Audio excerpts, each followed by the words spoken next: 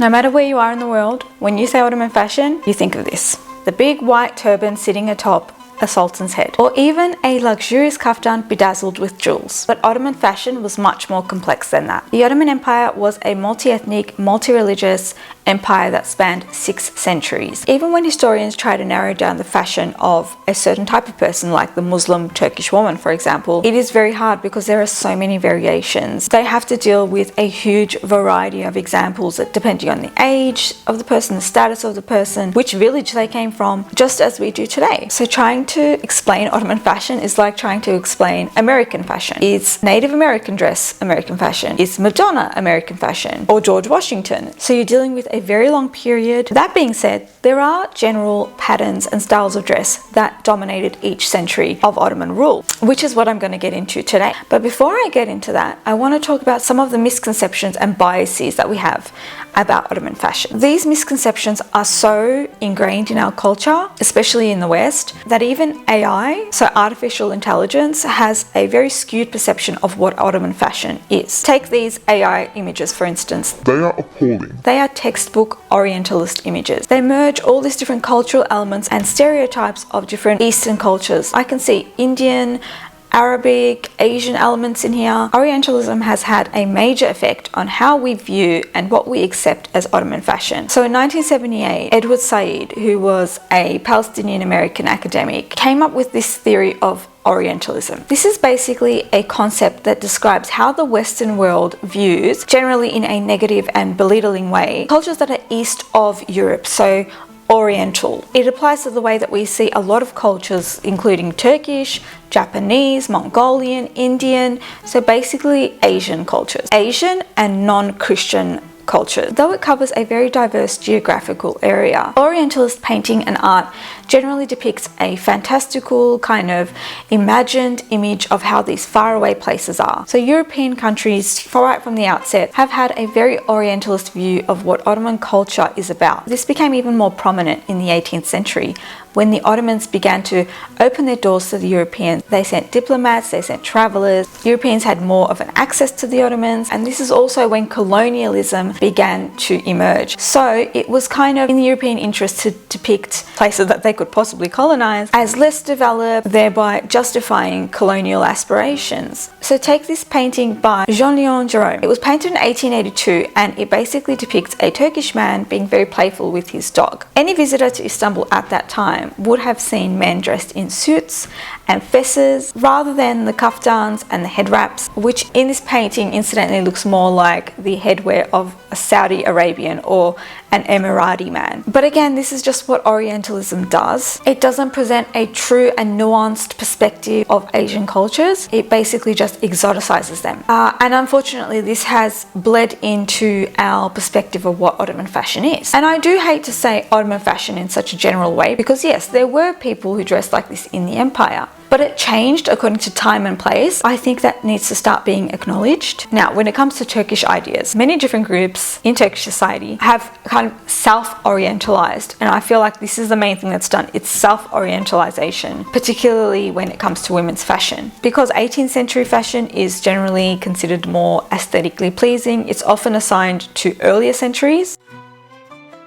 The underbust, the princess sleeves, the more tight-fitting dresses. This really only lasted from about 1700s to the mid-1800s. There were also these really outlandish myths about women's modesty in the Ottoman Empire. For example, one that I've heard is that women used to put pillows into their backs to make them look hunchback so that the shape of their body wouldn't be shown, and that's how modest they were. This is just a lie. Ottoman women were relatively modest when you compare it to how we are now, but they always pushed the boundaries of modesty in their society. We know this because of sumptuary laws, so laws made about consumption and dress. For instance, in 1791, women were banned from appearing in public wearing feraces, so their long robe, made out of thin and see-through fabric. These fabrics probably came into fashion because of Indian muslins, which were very popular at that time. Tailors who made clothing out of these fabrics and who sold these fabrics actually received fines. The fact that such a strict regulation of this came about shows us that women were wearing these see-through things that were considered very immodest, and somebody had to stop them. Also, there's another issue that comes about, and it's how Ottoman fashion is kind of twisted and turned to suit modern audiences' tastes. This can happen, as we discussed, with Orientalism, or on the other end of the spectrum, it happens in Turkey itself. And I see this a lot. In general, people have very limited knowledge of what Ottoman fashion is. And this is normal because that information isn't really out there and accessible for everyone. So films and TV, media, these play a big role in how we view Ottoman fashion. This happens in a lot of the Turkish TV shows. So we see there's a new TV show called Shakir Pasha Ailesi, I think it was called. And it's about a very prominent elite family in the late Ottoman era. The clothes are actually horrendous. I can't even get through the TV show because of how bad the clothing is. But it's very important because this is how we see Ottoman fashion in the late Ottoman era. We think it's just frills and lace and just hats with big feathers. But in reality, there's so much more to it. The cut of the clothing, very important. Late Ottoman era fashion is not just modern clothes, but fancier. There was a certain silhouette. There was a certain cut. The undergarment, so the corset, is so important to create the right silhouette. We just forget all about that there was a corset. Like, they wore corsets. They wore petticoats that made the skirt seem much fuller and much more structured. As people, we like to simplify very messy and complicated topics like this. I categorize Ottoman fashion according to centuries. I know that in the West, historians like to categorize fashion according to decades, and that's because Western fashion progressed at a much faster rate than Ottoman fashion did. In the Ottoman Empire, clothes were your identity. They really took the phrase, "you are what you wear," very seriously. According to what religion or what ethnicity you were, you wore different clothes. So I'm modeling this on the Ottoman Muslim Turk. So we start with the 14th century. This is when the Turks were moving from a nomadic to a sedentary life. This period was dominated by the Central Asian kaftan and nomadic Turkic clothing. Women and men basically dressed pretty much the same during this period. The only difference would be that the women wore veils. When we get to the 15th century, this is when the Ottomans begin to imitate other Islamic societies because they want to legitimize their own rule. The turban becomes very popular, standard wear for the Sultan and for a lot of men. Headwear varies a lot, but in general, women are wearing the kind of rectangular fez type hats and veils. But again, men and women are wearing very similar type of clothing. It's not like in Europe, men are wearing breeches and women are wearing dresses. Pretty much everyone is wearing a kaftan. Nomadic people are wearing trousers and kaftan. Trousers allow you to ride horses and do work with more ease. So what I realized is a lot of people think that this era was all about like jewels, feathers. It was much more demure than we think that it is. Yes, there were colorful loose kaftans and bulky head wraps. However, slapping on a bunch of fabric, wrapping it on the head and layering clothes, putting jewels on and feathers doesn't necessarily make something reminiscent of Ottoman fashion from the classical period. This is kind of like how Halloween costumes of flappers are so different from what flappers were actually wearing in the 1920s. So then we get to the 16th century. This is the golden age of the empire, and basically one of the most important things that influenced fashion during this time was the Ottoman rivalry with the Safavids. The Safavids were a Persian dynasty. They controlled a lot of the Silk Road. So fabric and fabric production became the most defining factor of Ottoman fashion during this time. The silhouette really didn't change that much. Headwear changed according to personal style. Like some extant garments that we have, the headwear is really tall and others are very short. The 17th century is pretty much the same. There are, again, different variations. The kaftan and the turban style that we all know, that's still there. 18th century, this is like one of my favorite periods in Ottoman fashion. Everything begins to change. Kaftans are replaced by entadis. So that kaftan that everybody thinks was worn for 600 years, out the window, that one. Women start to wear these long, tightly fitted dresses, and they're called entadi. Many different styles of entadi, but the main point was that it was more fitted to the body. A lot of variations of sleeve. You get the medieval princess sleeves. European Baroque fashions started to influence Ottoman fashion, so you have a lot more trims.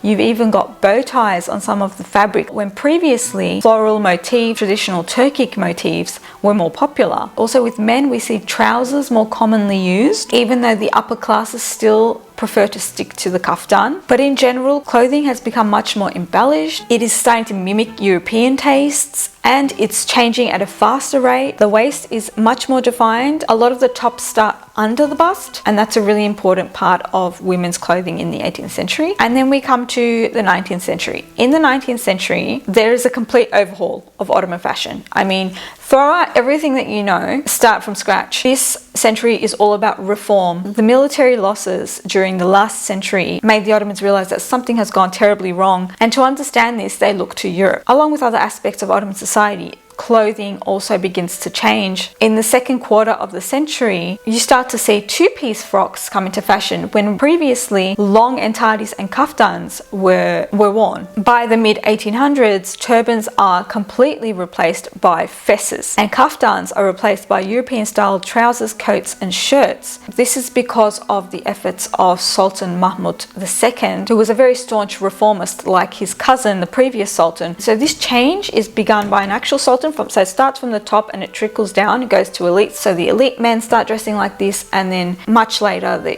poorer men do too. In the 1860s, Empress Eugenie of France visits the Ottoman Empire. It's very common for royal women in Europe to go on these diplomatic kind of missions. So unlike with European royalty and royal women, public visibility was a kind of no-no for Ottoman women. I mean, the sultans hardly interacted with ordinary folk, let alone the women in the harem. So when Empress Eugenie came, it was like a big deal.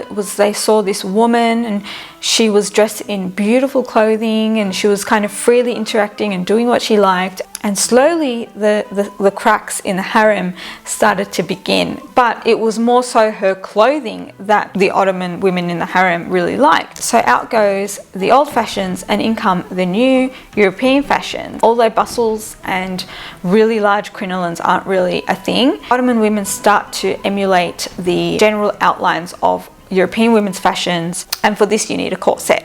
So after the 1860s, we start to see more defined skirts, the S shape, the small waist, larger hips, larger bust, tailored and much more intricate clothing. And then we get to the 20th century. This is the final century of Ottoman rule. Upper class Ottomans, including the royal family, are strictly following Edwardian European fashion. Those from regional and provincial areas are wearing their own traditional clothing still, and then there are the middle class Ottomans who find kind of a middle ground and do like a kind of synthesis of Ottoman and European clothing. This period is also very important because feminist ideals begin to emerge, and in women's magazines they begin to discuss dress reform and the need for dress reform. And then by the end of Ottoman rule in the 1920s, women are pretty much following 1920s fashion. But again, it's important to remember that people in villages wouldn't have dressed this way. If you went to other parts of the empire, they wouldn't have dressed this way. There's just so much to unpack here. What are some misconceptions that you possibly had, or like something you're confused about with Ottoman fashion? Because I know there's so much out there, and there's so many people who want to know and they can't access that knowledge. It might actually be a really good topic for an article that I can release on my Patreon, for example. I'll put the link below if any of you want to check that out. As always, thank you for watching. Click the bell so you don't miss my videos, and hoşça kal.